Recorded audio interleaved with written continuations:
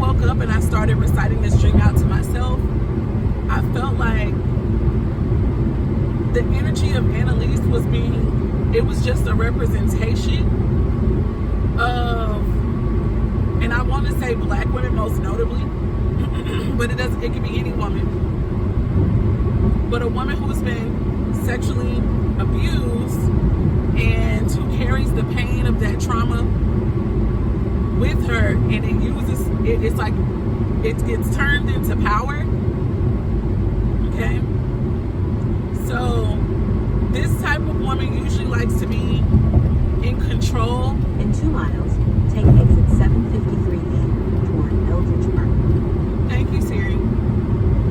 This type of woman tends to like to be in control because of the fear of not having control that came after the abuse. So boom, that's number one.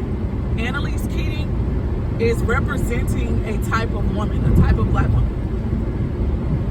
In the dream, she is fighting with her husband, and it is a man that I can feel strongly that she loves him. Like, I'm like an observer, and I'm also in the dream. She loves him immensely, but it is very hard for her to lose control of herself, to show that, okay? The way she tends to show this is by arguing, fighting for the connection in a way that comes across as maybe argumentative. For those who are not aware of the show, Annalise Keating is a lawyer, and she's not just any lawyer. She's an amazing lawyer. She is amazing and great at what she does, okay? So anyway, her and her husband are going at it, and they get to this place where somebody mentions divorce. 753A toward Eldridge Park.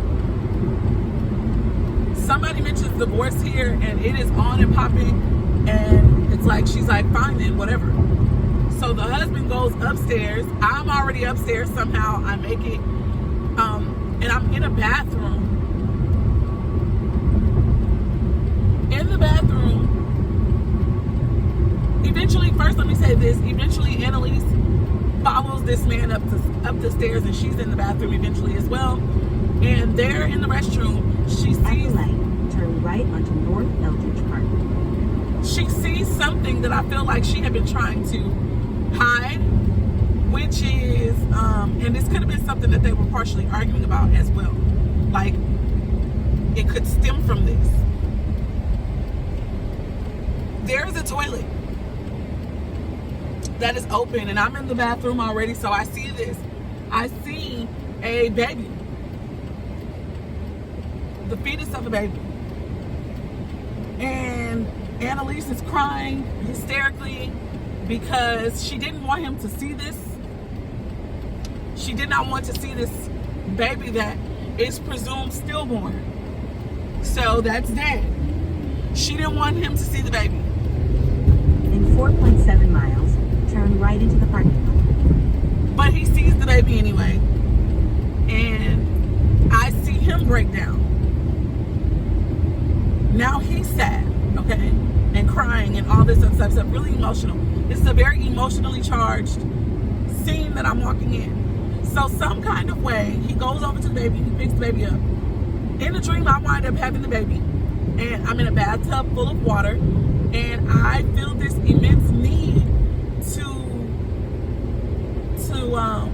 bring the baby back to life. And I remember I was watching this live video a few years ago on Facebook where the babies were presumed, it was a set of twins, by the way, in the film that in this live video I was watching.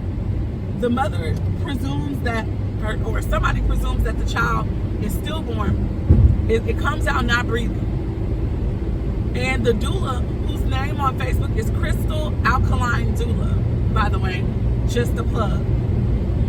She stays calm, and she rubs the baby's back, and she starts calling the baby back to itself. She's like, come on, baby, and she's just speaking in a loving manner. So I get this flashback, and I'm like, I can do that, you know? start calling the baby back to itself. This is the first child. It is a baby who is, it's smaller, a little smaller baby, but yeah, this is the baby here, and I'm calling the baby. So then the baby starts to breathe. The baby starts to breathe. And then we notice there's another baby. There's another baby. This baby is bigger. And somehow I just know that the first baby is a boy and the second baby is a girl. But it was kind of like a slight surprise. Like, this wasn't, you know, like, this wasn't planned. And I don't think any of us knew.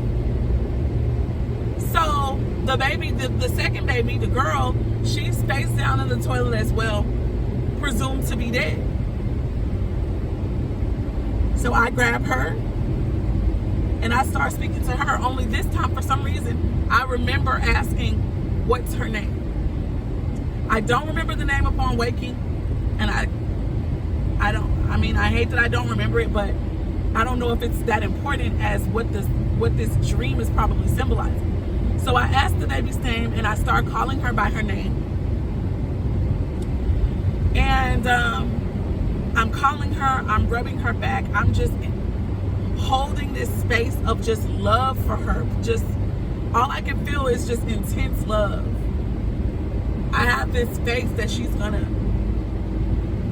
live, you know. And so I'm praying and I'm thanking Spirit for her life, and I'm calling her back to her body. And I can also somehow feel myself like fading out of the dream. But before I go, not only do I notice her eyes moving and blinking and she gives a little cough, so do Annalise and her husband. And now they're obviously not fighting anymore. They are just immersed in this miracle of something, you know, of these two children. So the baby girl starts to blink her eyes.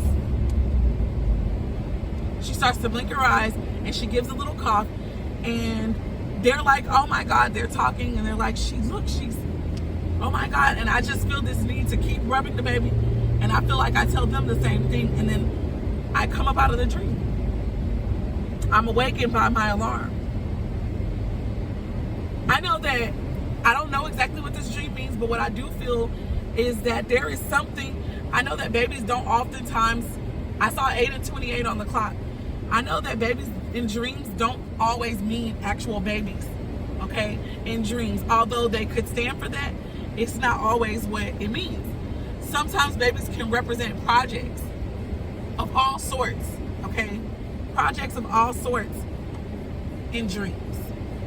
It could be business, it could be some other type of work, a life work, spiritual work, whatever.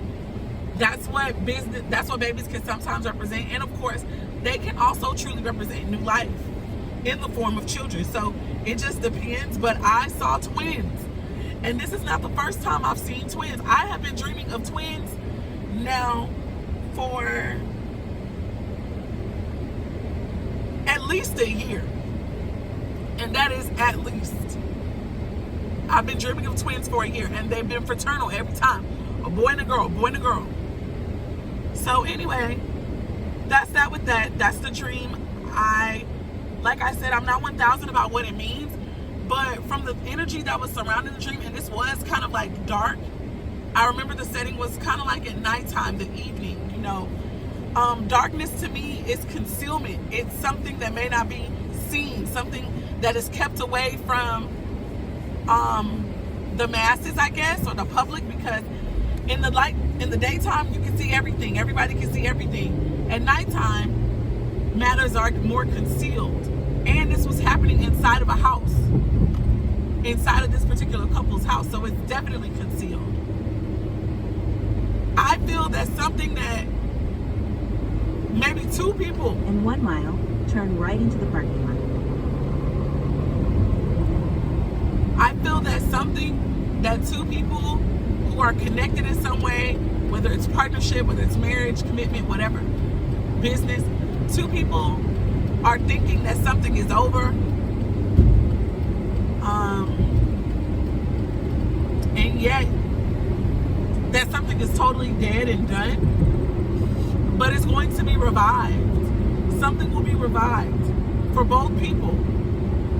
For both people, there will be a revival. So the word that I'm going to stick with for this is revival. Revival. What that actually means, I don't know. And I don't know when any of this is going to happen or if it is. But this is what the dream, this is heavy what the dream was about. So that's that. I saw 11:11 on the clock as I'm looking to end. Whoa. So it can really deal with twins. So-called twins. So whatever, let's see. We'll see in time. Anybody having dreams similar to mine, please comment below. Let me know. All right, guys, have a great day. Bye.